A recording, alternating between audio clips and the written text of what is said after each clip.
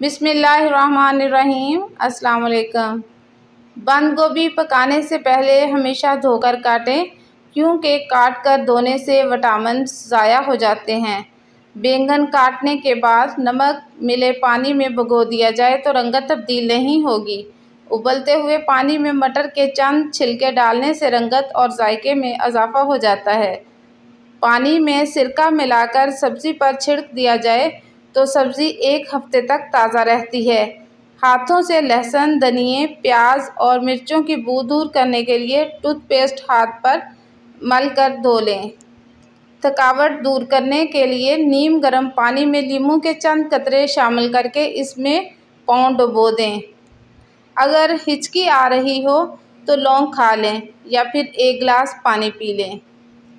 अगर नींबू लंबे अरसे तक महफूज रखने हों तो नींबू पर मोम का 1 कतरा टपका के फ्रीज़ कर दें। अक्सर आलू मीठे होने की वजह से सालन का जायका ख़राब हो जाता है। इसका आसान हल ये है कि मीठे आलू काट कर पकाने से कबल लहसुन, नमक और सिरका डालकर 45 मिनट के लिए रख दें। पकने के बाद जायका बिल्कुल ठीक होगा।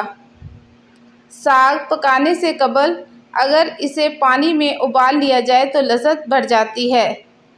तंदूरी रोटियों को ताज़ा करने के लिए इन पर पानी लगाएं और गरम तवे पर बिल्कुल हल्की आंच पर पतीले से ढक कर रख दें। 10 मिनट के बाद रोटियां ताज़ा हो जाएंगी। सिंक की नाली बंद हो जाए तो गर्म पानी में कपड़े धोने का सोडा शामिल करके सिंक में डाल दें। फटकड़ी बारीक पीस कर किचन के कैबिनेट्स में रख दें तो कीड़े पैदा नहीं होते।